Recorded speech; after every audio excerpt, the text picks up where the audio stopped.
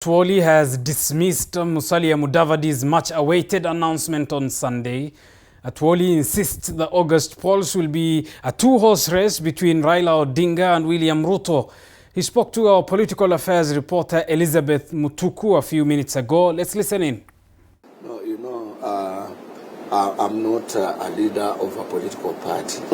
And those parties that have carried out their MDC, they have only invited the leaders or their fellow leaders who are leading other political parties.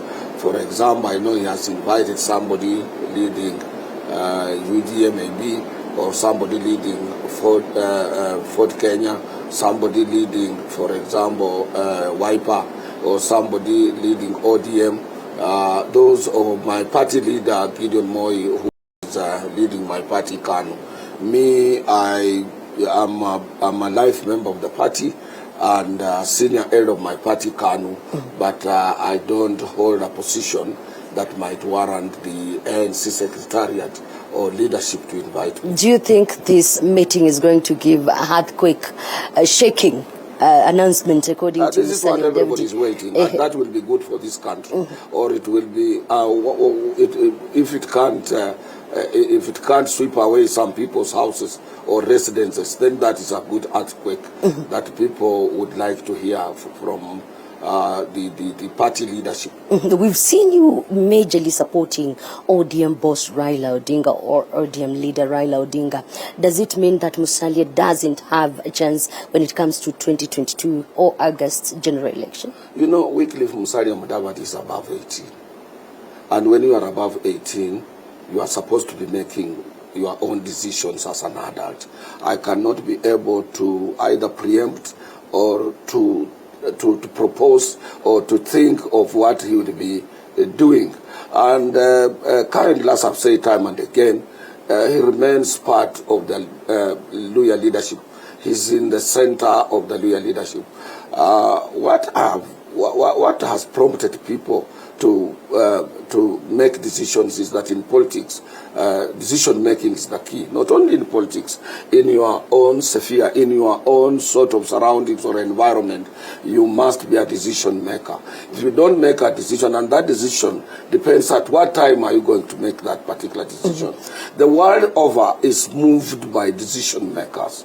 For example, if you made a decision at 12 midnight, is when you make a decision for lunch.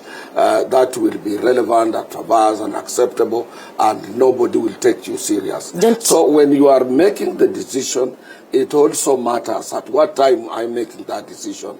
If it is a political decision, it must be in tandem and in line with the current political situation at that particular time. So according to you, leader, there won't be any earthquake shaking announcement by ANC. So. And also considering that Oka is going to make a major announcement on who is going to be their presidential candidate, does it mean that this cannot change the political scene as it is today? Amongst all these leaders may be Raila Odinga and very few others, including Kalonzo Musyoka, didn't vote in 1969. I first voted in 1969. That is when I had attained the age of voting, just 6 years after independence. I have seen all political evolution and political changes in our country, and I have wide experience and wide knowledge to tell you the exacts of political situation and directions where our politics is going. But somebody to come out with the blues and tell Kenyans that there will be an earth-moving statement on such a day. I have checked and looked into all scenarios. What would that be? To me, is tantamount to just political stories.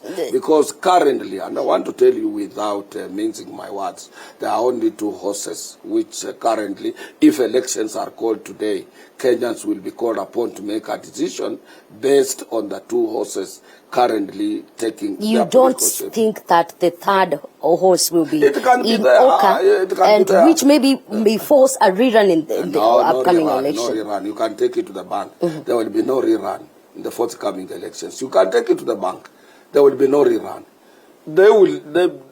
Let me use there shall be no rerun, because shall is mandatory. Well, remember that is the English version. The longer version is in the Swahili dialect and available on all our social media platforms.